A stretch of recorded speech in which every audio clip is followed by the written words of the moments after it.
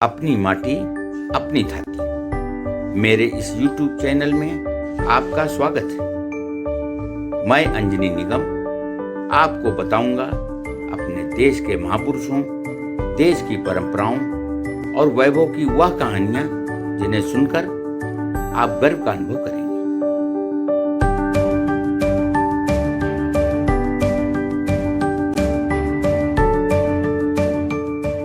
राजस्थान तो बलिदानियों की धरती रही है। इन्हीं में से एक थे महाराणा प्रताप सिंह सिसोदिया। वह इतने वीर थे कि जिस घोड़े पर सवार हो युद्ध करते थे वह चेतक घोड़ा भी इतिहास में उनके साथ ही अमर हो गया। प्रसिद्ध कवि श्याम नारायण पांडे ने अपने महाकाव्य हल्दी घाटी में चेतक की वीरता का बखान किया है।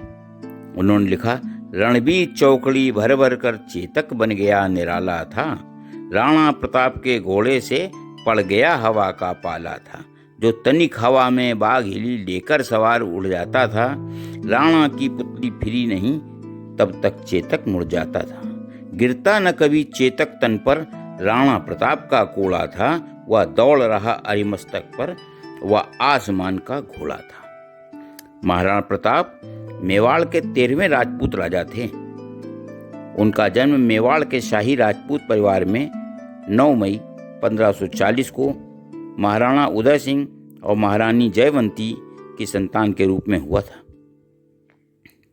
उन्हें जितना बहादुरी के लिए जाना जाता है उतना ही दरियादिली और जनता के प्रति प्रेम के लिए भी।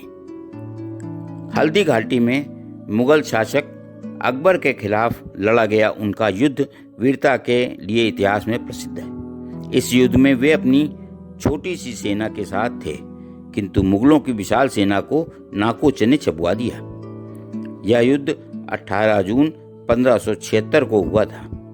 इतिहास में हल्दी घाटी के युद्ध की तुलना महाभारत से की गई है। इतिहासकारों के अनुसार हल्दी घाटी में के युद्ध में न तो अकबर की जीत हुई न ही महाराणा प्रताप हारे। इस युद्ध को टालने के लिए अकबर ने 6 बार अपने शांति दूत भेजे, किंतु राजपूत राजा ने इसे ठुकरा दिया। उनके प्रिय घोड़े चेतक ने अंतिम क्षण तक उनका साथ दिया और कई मौकों पर मुगल सेना से घिरने पर उन्हें सुरक्षित निकाला। महाराणा प्रताप के साथ जिस तरह उनका घोड़ा प्रसिद्ध हुआ उसी तरह उनके हथियार भी। महाराणा प्रताप युद्ध के वक्त हमेशा एक भाला अपने साथ रखते थे जिसका वजन 81 किलो था। वे इस भाले को एक हाथ में नचाते हुए दुश्मन पर टूट पड़ते थे। युद्ध के समय वे जो कवच पहनते थे उसका वजन 72 किलो था। इतिहासकारों के अनुसार महाराणा प्रताप के भाले, कवच और 2 तलवारों का कुल वजन 208 किलोग्राम था। महाराणा प्रताप और घास की रोटी का मामला भी काफी चर्चित है। युद्ध के दौरान ऐसी स्थितियां आईं जब उन्हें जंगलों में रहना पड़ा। बचपन से में भी जब उनके पिता राणा उदय सिंह युद्ध क्षेत्र में व्यस्त थे तब भी उन्हें आदिवासी भीलों के साथ रहना पड़ा था। भील अपने पुत्र को कीका कहकर बुलाते हैं। इस तरह महाराणा प्रताप का नाम भी कीका पड़ गया। युद्ध काल में जंगल में बिताए गए समय में उन्होंने अपने सैनिकों के साथ वहां पर उत्पन्न होने वाली पोषक तत्वों से भरपूर घास की रोटियां भी खाईं। महाराणा के घोड़े और शस्त्रों के साथ ही उनके राज्य के व्यापारी भामाशाह का नाम भी प्रसिद्ध है, जिन्होंने 25,000 सैनिकों के लिए 12 साल तक खर्च होने वाली धनराशि दान में दी थी। महाराणा प्रताप एक के बाद एक गढ़ जीतते जा रहे थे, जिससे मेवाड़ पर मुगलों का दबाव कम हो रहा था। इन्हीं स्थितियों का लाभ उठाते हुए महाराणा ने 1585 में मेवाड़ मुक्ति का प्रयास और भी तेज कर दिया। उदयपुर सहित 36 महत्वपूर्ण स्थानों पर फिर से अधिकार प्राप्त कर मेवाड़ को मुक्त करा लिया। करीब 11 वर्ष तक राज्य की सुख सुविधा जुटाने के बाद 19 जनवरी 1597 को उनकी मृत्यु हो गई।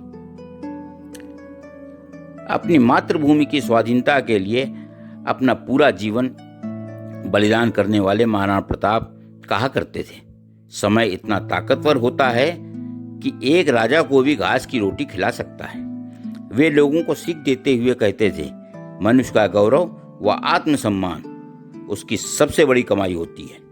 इसलिए इनकी सदैव रक्षा करनी चाहिए। इतना ही नहीं, वे यह भी कहते थे कि अपने व अपने परिवार के साथ जो राष्ट्र के बारे में भी सोचता है वही सच्चा नागरिक होता है।